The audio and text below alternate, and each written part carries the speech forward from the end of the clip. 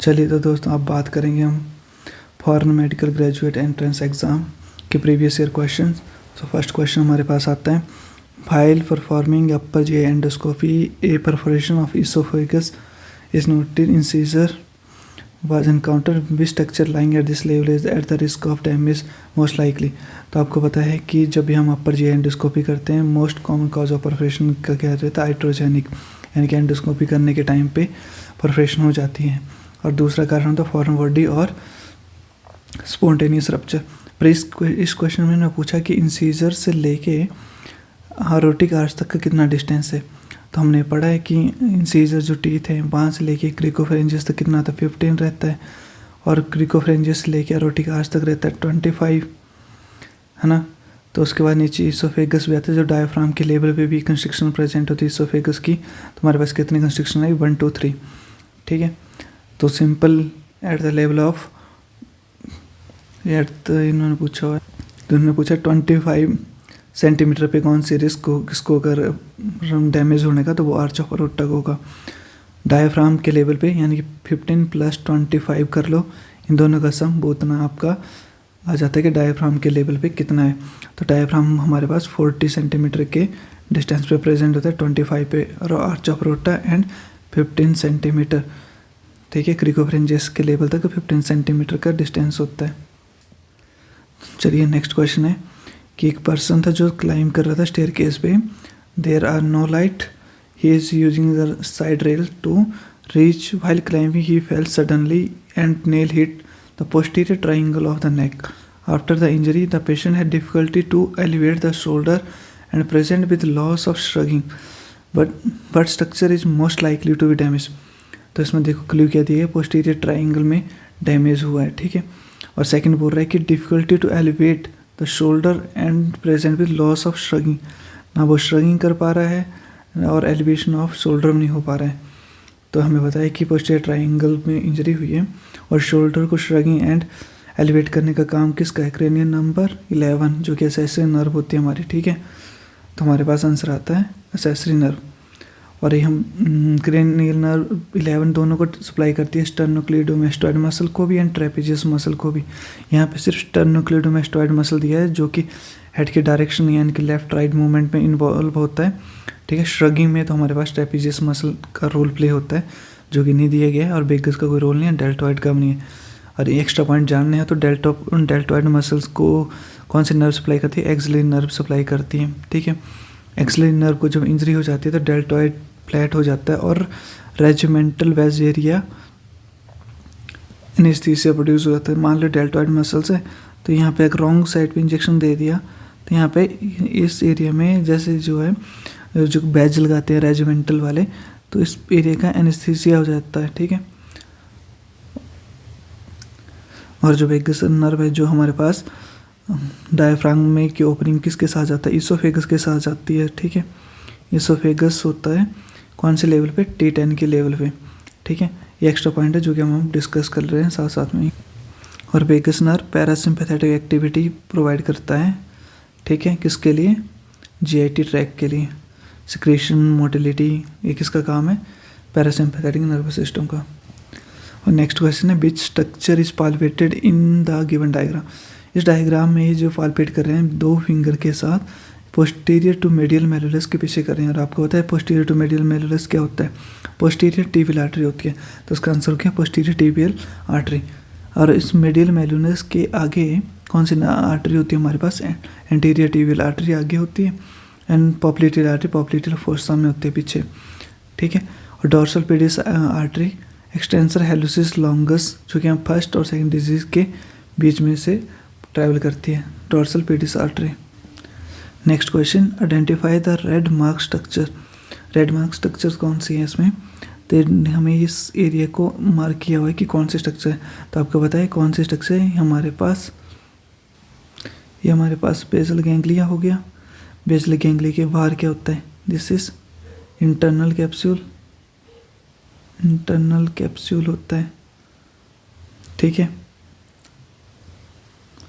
तो इन्होंने कौन से स्ट्रक्चर पे मार्क किया था, इंटरनल कैप्सूल पे मार्क करा था, ठीक है, बेसल गैंग्लिया पे नहीं करा था। इसके कॉर्डेट पुटामेन जो पार्ट आते हैं हमारे पास, ठीक है। तो कॉर्डेट में अगर कोई अबनॉर्मलिटी हो जाए तो क्या होता था, तो कोरिया हो जाता था, कोरिया, एथिटॉइड लाइक मूवमेंट्स हो जाती थी, ठीक है। इंटरनल कैप्सूल जैसे प्रोजेक्टिंग करता था फाइबर्स, ठीक है, ब्रेन के कॉर्टेक्स में। अगर इंटरनल कैप्सूल में इंजरी हो जाए तो डेंस हेमिप्लेजिया होता था, ठीक है। और थैलमस का क्या रोल है, थैलमस से रिले सेंटर है, ठीक है। कोई भी इंफॉर्मेशन नीचे से स्पाइनल कॉर्ड से ट्रैक के थ्रू आती थी, उनको रिले करता था different area of the brain, ठीक है। इंसुला, इंसुला को क्या होता है, न्यू कॉर्टेक्स बोलते थे, न्यू कॉर्टेक्स, जो कि हिडन रहता था ब्रेन लोब्स के नीचे, टेम्पोरल लोब में प्रेजेंट होता था ना वो। और कॉर्डेड लोब जो है हमारे पास हंटिंगटन कोरिया में क्या होता है, अट्रॉफी हो जाती थी, बॉक्स शेप वेंट्रिकल्स बन जाते थे हमारे। और नेक्स्ट क्वेश्चन आता है, identify the arrow mark structure.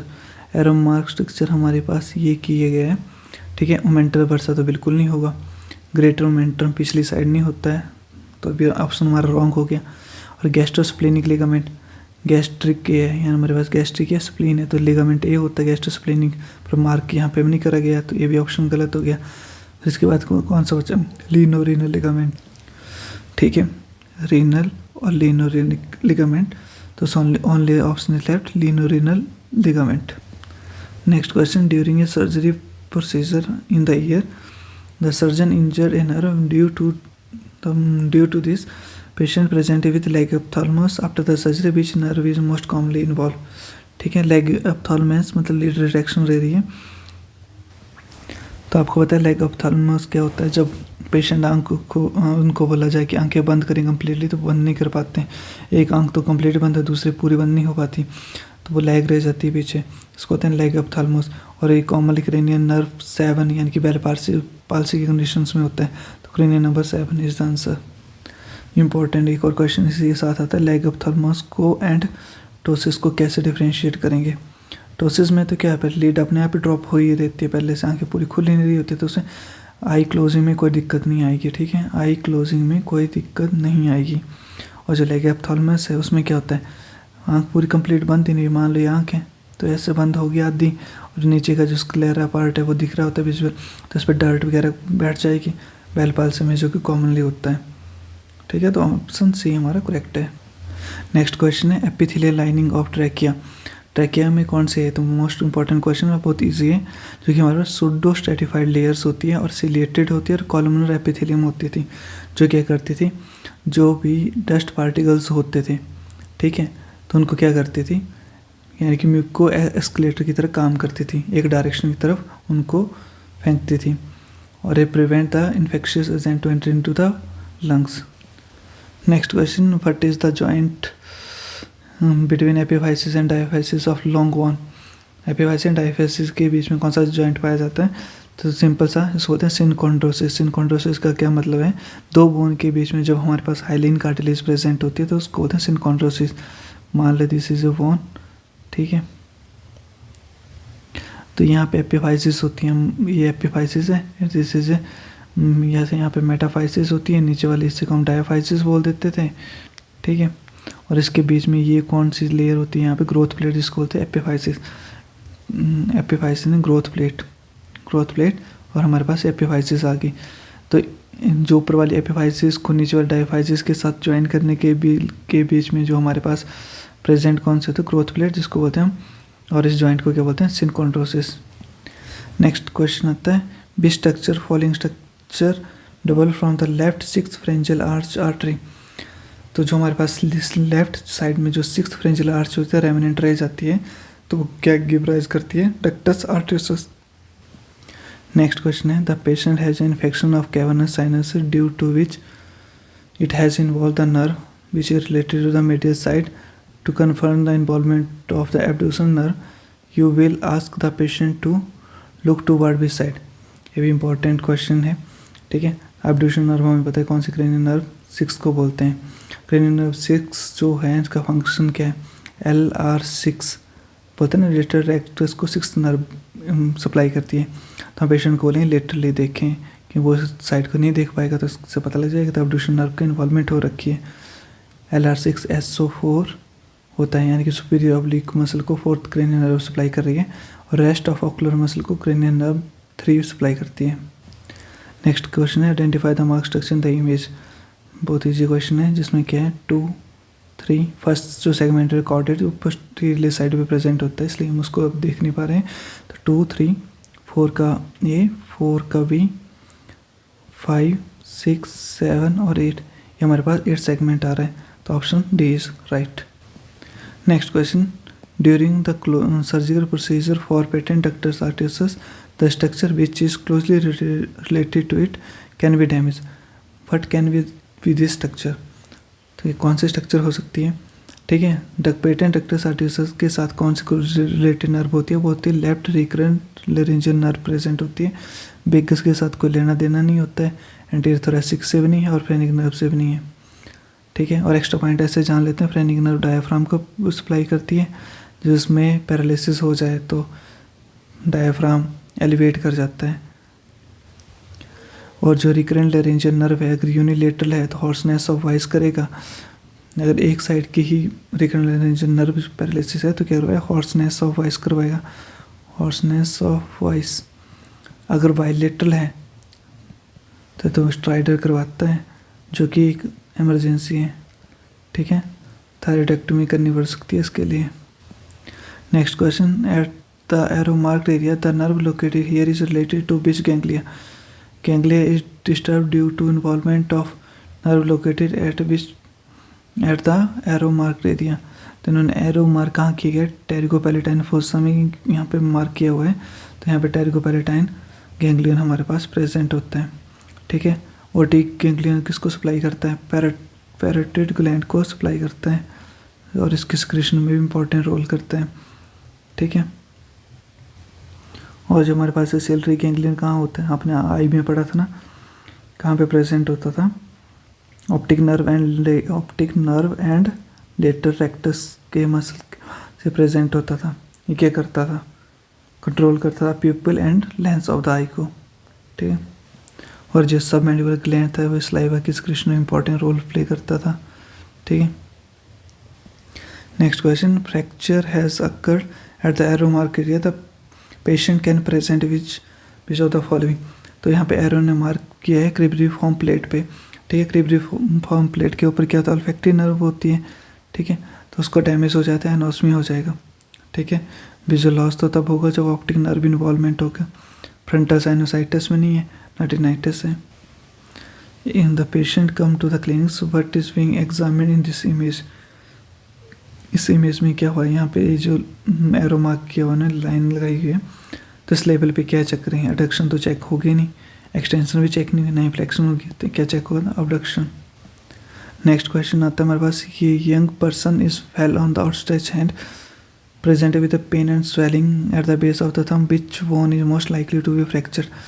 Outstretch hand में जो भी फॉल करते हैं तो फ्रैक्चर किस में होता है? रिस्ट में स्कैफॉइड बोन, कार्पल बोन का होता है, स्कैफॉइड का होता है। ठीक है, जो कि एक्सरे में विजिबल नहीं होता है, एक्सरे में विजिबल नहीं होगा, तो हमें क्या करवाना पता है? MRI करवाएंगे। क्या करवाएंगे? MRI, इन्वेस्टिगेशन ऑफ चॉइस होती है। ठीक है, तो इसमें क्या करना है? स्कैफॉइड प्लास्टर लगाया जाता है। ठीक है, इसमें थंब को भी इन्वॉल्व किया जाता है उस प्लास्टर में। उसको कोले से वैसे डिफ्रेंशिएट किया जाता है कि कॉलेज में थंब को इन्वॉल्व नहीं किया जाता प्लास्टर में, पर स्कैफॉइड के फ्रैक्चर में उसको इन्वॉल्व किया जाता है। और जो स्कैफॉइड की जो बोन, कार्पल बोन होती है, उसमें कहते हैं रिट्रोग्रेड ब्लड सप्लाई होती है, यानी कि blood vessel from distal end से प्रॉक्सिमल एंड को सप्लाई करती है। तो यहाँ पे फ्रैक्चर हो गया तो ये जो वाला हिस्सा जो बचा प्रॉक्सिमल वाला वेस्कुलर नेक्रोसिस में चला जाएगा, वेस्कुलर नेक्रोसिस में चला जाएगा, तो इसलिए इसका ट्रीटमेंट इंपॉर्टेंट है। The next question the surgical procedure is being on the greater saphenous vein damage around which of the following structure will result in the damage of great saphenous vein। ये पूछ रहे हैं कि कौन से जगह पे हम प्रोसीजर करें तो मोर डैमेज हुआ ग्रेट सैपनस वेन को। तो हमें पता है कि वो ग्रेट सैपनस वेन जो मेडियल मेलुलस होता है उसके आगे 2.5 सेंटीमीटर एंटीरियर प्रेजेंट होती है, तो मोर डैमेज यहाँ पे होगा। ठीक है, लेटर मेलुलस को लेना देना नहीं होता और मेडियल मेलुलस के पोस्टीरियर नहीं प्रेजेंट होती है। नेक्स्ट क्वेश्चन है which condition will increase the GFR। GFR कैसे इंक्रीज होती है, दिस इज एफरेंट ट्यूब्यूल, ठीक है। और ये हमारे पास ग्लोमेरुलस बन रहा है और यहाँ से इफरेंट बन गया, ये एफरेंट है और इफरेंट है, ठीक है। अब इसको कंस्ट्रिक्ट करेंगे ना तो ब्लड फ्लो यहाँ से ज़्यादा फिल्टर होगा नीचे की तरफ, क्योंकि आगे जाए ना रेजिस्टेंस इंक्रीज हो रही है। तो हमारे पास इफरेंट आर्ट्यूल की कंस्ट्रिक्शन यानी कि रेजिस्टेंस ज़्यादा होने पे GFR बढ़ेगा। अगर इफरेंट आर्ट्यूल को ज़्यादा डायलेट कर दिया तो ब्लड एकदम से आएगा, एकदम से चला जाएगा, तो यहाँ पे फिल्ट्रेशन बहुत ही कम होगी, तो डायलिटेशन का कोई रोल नहीं हुआ। इंक्रीज इन प्लाज्मा फ्लो, अगर प्लाज्मा का फ्लो ज़्यादा बढ़ रहा है तो इसका मतलब ये नहीं है कि फिल्ट्रेशन ज़्यादा हो जाएगी, ठीक है। इंक्रीज ग्लोमेरुलर हाइड्रोस्टैटिक प्रेशर, ये बोल रहे हैं कि इंक्रीज हो जाए ग्लोमेरुलर हाइड्रोस्टैटिक प्रेशर, इस ठीक है। यहाँ से आप अंदर मतलब इसके अंदर से अगर प्रेशर भी बढ़ा देंगे ना वापस, एक minute, let me draw again. ये हमारे पास ग्लोमेरुलस दिस एंड दिस, अब हाइड्रोस्टैटिक अंदर से बढ़ भी जाएगा ना तो यहाँ पे कोई रेजिस्टेंस नहीं आ तो रहा है, जो ब्लड आ रहा है यहाँ से और इजीली पास आउट हो जा रहा है, क्योंकि यहाँ पे रेजिस्टेंस ही नहीं है। ये फ्रेंड में रेजिस्टेंस ज़्यादा थी जो रोक रही थी ब्लड को आगे जाने से, तो ब्लड यहाँ से आ रहा था, यहाँ पे प्रेशर बन रहा था, ज़्यादा फिल्टर हो रहा था। तो more accurate option is efferent arteriole की रेजिस्टेंस। यहाँ पे भी होता है पर इतना ज़्यादा नहीं होता जितना इस कंडीशन में होगा जब इफरेंट आर्ट्यूल रेजिस्टेंस ज़्यादा होगी। Next question, which ion channels will defect in CFTR gene mutation. तो इसमें सिंपल आंसर है क्लोराइड चैनल का डिफेक्ट होता है सिस्टिक फाइब्रोसिस में। तो सिस्टिक फाइब्रोसिस क्रोमोसोम नंबर 7 पे प्रेजेंट होती है, ठीक है। इसमें क्या होता है कि म्यूकस जो होता है वो थिक हो जाता है, ठीक है। इसमें जो हमारे पास जो मदर कंप्लेन करते हैं कि उसका जो बेबी है वो साल्टी हो जाता है, ठीक है। तो सबसे पहले डायग्नोसिस तो वहीं पे बन जाती है कि मदर बोल रही है कि उसका बेबी साल्टी है, क्योंकि जो बेबी है उसकी स्किन पे जो more amount of salt secrete होता है, ठीक है, वो अब्जॉर्ब नहीं होता है, ठीक है। और इसमें क्या होगा, ऑटोसोमल रिसेसिव कंडीशंस होती हैं, ठीक है, और रिकरेंट रेस्पिरेटरी इन्फेक्शन होता रहता है। और क्या होगा, पैनक्रियाज की सिक्रीशन बनी होगी तो मेल एब्जॉर्प्शन भी होता रहेगा। और स्टार्टिंग में मेकोनियम इलियस भी होगा, जब बेबी डिलीवर होता है तो मेकोनियम इलियस भी होता है। और जो कॉमन इन्फेक्शन होता है जो कि बड़ा डेंजरस होता है सिस्टिक फाइब्रोसिस से, वो होता है वर्कोल्डियरिया,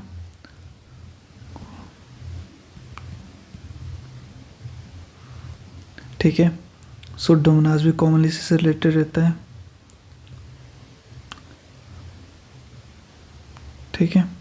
फिर मोर डेंजरस होता है, मोर डेंजरस वर्कोल्डियरिया वर्गी मोर डेंजरस होता है। अगर ये इन्फेक्शन प्रेजेंट हो तो लंग ट्रांसप्लांट भी नहीं किया जाता है। सिस्टिक फाइब्रोसिस ने पूरी बॉडी के अंदर जितनी भी सिक्रीशंस होती है वेरी थिक हो जाती हैं, तो वो उसको रिमूव नहीं कर पाते हैं। नेक्स्ट क्वेश्चन आता है ABG दिया हमारे पास और पूछ रहे हैं कि क्या डिसऑर्डर है। pH कितना दिया 7.1, जो कि हमें दिखा रहा है कि एसिडिक है। नॉर्मल कितना होता है 7.3 होता है, ठीक है। तो ये हमारे पास एसिडिक की तरफ इशारा कर रहे हैं। कार्बन डाइऑक्साइड दिया 20, नॉर्मली कितनी होती है 24। माफ करना, बाइकार्बोनेट की लेवल होती है हमारे पास 24 और कार्बन डाइऑक्साइड की नॉर्मल लेवल होती है 40, ठीक है। तब हम रूल आउट करेंगे। सबसे पहले तो एसिडोसिस की तरफ ही शो कर रहा है कि 7.16, तो एसिडोसिस होगा। इसमें भी एसिडोसिस, इसमें एसिडोसिस है। अल्कोसिस वाले को रिमूव कर दो, ठीक है। अब हम ये देखना है रेस्पिरेटरी है या मेटाबॉलिक है। तो अब अगर हम बाइकार्बोनेट की लेवल देखें तो वो है हमारे पास 8 मिली इक्विवेलेंट और कार्बन डाइऑक्साइड की लेवल है 20। अगर कार्बन डाइऑक्साइड की लेवल देखिए नॉर्मल होती है 40 से 20, यानी कि हाफ हुई है, पर बाइकार्बोनेट की लेवल तो मतलब 3 गुना डाउन है, तो मतलब इसका मेटाबॉलिक की तरफ इशारा कर रहा है। तो हमारे पास ये मेटाबॉलिक एसिडोसिस हो गया, ठीक है।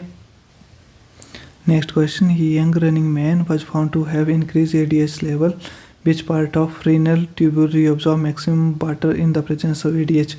ADH आपको पता है कहाँ पे कहता है, डिस्टल कन्वर्ट हमारे पास जो कलेक्टिंग ट्यूब्यूल्स होते हैं उन पे काम करता है, एक्ट करता है। एक्वापोरिन इंसर्ट करता है, एक्वापोरिन, ठीक है, जो कि ऑब्जॉर्प्शन ऑफ वाटर में हेल्प करती है। फिर ये पूछ रहे हैं कि reabsorb maximum amount of water, तो वो हमारे पास मैक्सिमम जो वाटर ऑब्जॉर्ब होता है प्रॉक्सिमल ट्यूब्यूल से। Next question, a man present to the hospital the presence of ptosis on asking history he feel irritating, is he Bruising and weakness on exertion and difficulty in chewing and opening the mouth. What could be the most probable cause?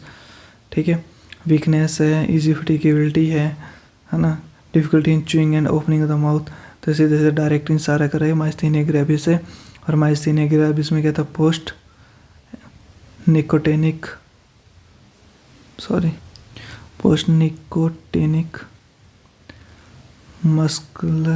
Muscle junction पे जो acetylcholine channels present होती हैं उन पे receptor पे काम करता है। ठीक है, ये हमारे पास कौन सा हो गया, प्री सिनेप्टिक वेसिकल्स हो गया, pre synaptic and post synaptic, ये हमारे पास पोस्ट साइनेप्टिक हो गया। तो यहाँ पे एस्टाइलकोलिन की जो रिसेप्टर्स प्रेजेंट होते हैं इसके अगेंस्ट एंटीबॉडी फॉर्म्स हो जाती हैं। ऑटोइम्यून डिसऑर्डर्स है, ऑटो इम्यून डिसऑर्डर्स है, तो एंटीबॉडी बनाएंगे इस एस्टाइलकोलिन रिसेप्टर के अगेंस्ट और इनको डिस्ट्रॉय कर देंगे। ठीक है, तो इसमें क्या होता है, जब फटीगनेस एंड जो डिफ़िकल्टी वर्किंग में हो रही तो the end of the day वो इंक्रीज़ कर जाती है। मॉर्निंग में पेशेंट जो अच्छा फील करता है और एंड के टाइम पे वो काफ़ी ज़्यादा थकावट एंड वीकनेस फील करता है, क्योंकि एंटीबॉडी ने क्या रिसेप्टर्स को रिमूव कर दिया, तो एस्टाइलकोलिन प्रेजेंट पर कहीं पे बाइंड नहीं कर पा रहे, कोई एक्शन प्रोड्यूस नहीं कर पा रहे, तो मसल कोई सिग्नल नहीं जाएगा, तो फटीगनेस आ जाएगी। और हमारे पास लैम्बर्ट सिंड्रोम में क्या था, प्री साइनेप्टिक कैल्शियम चैनल पे एक्ट करता है कि उनको डिस्ट्रॉय करता है। और बोटुलिनियम टॉक्सिटी में क्या होता है, एस्टाइलकोलिन का रिलीज को इनहिबिट करता है, रिलीज नहीं होगा तो फ्लैसिड पैरालिसिस हो जाए, डिप्लोपिया और डिसेंडिंग पैरालिसिस हो जाती है। ठीक है, जो हनी होता है तो उसकी वजह से बोटुलिनियम हो जाता है। ठीक है, और टेटनस टॉक्सिसिटी में क्या हुआ, जो हमारे पास पोस्ट सिनेप्टिक सिनेप्स होते थे वहाँ पे क्या करता है, गावा एंड ग्लाइसिन की जो हमारे पास इनहिबिटरी न्यूरोट्रांसमीटर होते हैं, न्यूरोट्रांसमीटर उनका रिलीज को इनहिबिट कर देता है, जिस वजह से स्पास्टिक पैरालिसिस हो जाती थी। कैसी पैरालिसिस, स्पास्टिक पैरालिसिस हो जाती थी। ठीक है, और बोटुलिनियम जो टॉक्सिन होता था, ठीक है, तो क्लोस्ट्रीडियम बोटुलिनियम करवाता था। इसमें स्पोर जो प्रेजेंट होते हैं टर्मिनल पे, जैसे बोतल का ढक्कन होता है ना टर्मिनल एंड पे, तो इसी तरह के स्पोर्स होते हैं टर्मिनल पे होते थे, और टेटनस के सब टर्मिनल। ठीक है, तो इस तरीके से इनके स्पोर भी देख। Next question, a person come to the emergency with road traffic accident history with thoracic and abdominal injury having the hypovolemic shock, what could be the most probable reason to decrease the cardiac output?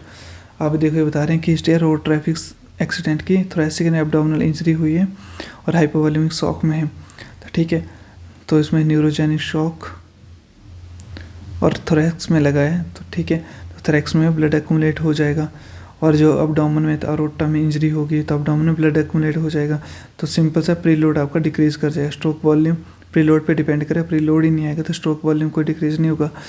ठीक है, और preload तो बढ़ने का कोई chance ही नहीं है इसमें, और डिक्रीज कॉन्ट्रैक्टिलिटी बिल्कुल नहीं, तो ऑप्शन हमारे पास decrease preload is the answer.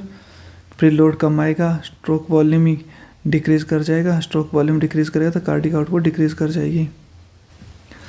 Next question हमारे पास है, peripheral chemoreceptor has which of the following oxygen sensitive channel. जो पेरिफेरल कीमोरिसेप्टर जो होते हैं हमारे पास ऑक्सीजन सेंसिटिव चैनल कौन से होते हैं, वो होते हैं हमारे पास पोटासियम चैनल। और इम्पोर्टेंट फीचर तो है कि पेरिफेरल जो कीमोरिसेप्टर होता है वो ऑक्सीजन के लिए मोर सेंसिटिव होते हैं। अगर पूछ लिया जाए तो सेंट्रल कीमोरिसेप्टर किसके लिए मोर सेंसिटिव होते हैं, तो वो आप कार्बन डाइऑक्साइड से H पॉजिटिव आयन बनेगा। ठीक है, तो इसके लिए वो मोर सेंसिटिव होते हैं as compare to oxygen in the central nervous system. Which protein bind with the calcium during smooth muscle contraction. Smooth muscle contraction में कैल्शियम से कौन सी प्रोटीन बाइंड करती है, वो स्मूथ मसल में होते हैं कैलमोडुलिन प्रोटीन, जो कि कैल्शियम के साथ बाइंड करेगी। ट्रोपोनिन के साथ नहीं बाइंड करती, ना ही ट्रोपोमाइसिन के साथ। नेक्स्ट क्वेश्चन है, what are the characteristic feature of primary hypothyroidism. Primary hypothyroidism का मतलब है कि T3 एंड T4 की लेवल्स क्या हैं, डाउन है। अगर डाउन है तो क्या ऊपर जाएगा सिग्नल, कि भाई मोर अमाउंट ऑफ सिग्नल आएगा TSH का, कि मोर अमाउंट ऑफ प्रोड्यूस करें तो TSH बढ़ेगा और T3 एंड T4 डिक्रीज होते हैं। तो इससे हमें पता लग जाएगा कि प्राइमरी हाइपोथायराइडिज्म। तो option 1 is right. Elevated and low T3 level, this statement is wrong, क्योंकि T3 की लेवल इतनी ज़्यादा लो नहीं होती है एंड T4 की लेवल मोर लो होती है as compare to this. And elevated TSH and elevated T4, this statement is again wrong. Low TSH and T4 level, this is again wrong statement. Next question है, which hormone increase during the period of stress, starvation and deep sleep? तो simple answer है growth hormone जो होते हैं stress की condition में, starvation में, hypoglycaemia की कंडीशन में इंक्रीज कर जाता है। How muscle spindle detect the muscle length during muscle contraction? Muscle spindle जो होता है वो स्ट्रेच रिफ्लेक्स से मसल की लेंथ को चेक करता था। ठीक है, तो option 1 is right. Next question, hormones created by the cell marked by the arrow.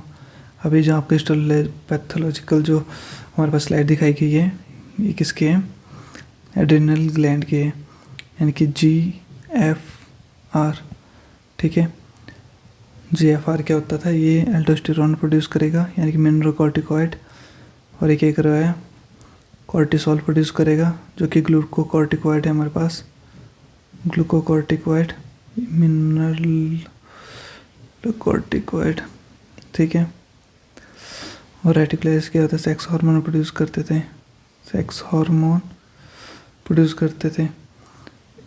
ठीक है, और जो अंदर वाली लेयर्स है ये है हमारे पास रीनल मेडुला, रीनल मेडुला जो कि प्रोड्यूस करता है, क्या प्रोड्यूस करेगा? Adrenaline and non adrenaline. ठीक है, तो option C is right. Next question, what physiological response is most likely to occur in a person exposed to the high temperature while exercising vigorously to maintain internal body temperature within normal range?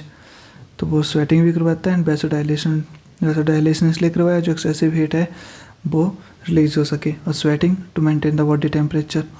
Shivering नहीं करवाया, shivering से तो और temperature increase करेगा। Increase production of heat by liver, wrong. Decrease heart rate and respirate, wrong. तो हमारे पास first option right है। नेक्स्ट क्वेश्चन है, what is the typical glomerular filtration rate value in a healthy adult? तो हमारे पास 125 ml per minute is a typical GFR value होती है। Next is the formula UV/P represent which renal function? तो हमें पता है U क्या है, B क्या है और P क्या है। P for plasma concentration, B for volume of urine flow and U is urea concentration. ये क्या गिव राइज करती थी हमें? Clearance. Option D is correct. So next question, which of the following can best explain the mechanism of secondary messenger? Act on extracellular receptor, wrong. Act on intracellular receptor, wrong. Receptor अंदर के receptor से act नहीं करेगा पर modulate करेगा intracellular hormone के response को। ठीक है, एक्स्ट्रा सेलुलर से तो लेना नहीं होता, तो ऑप्शन सी इज राइट।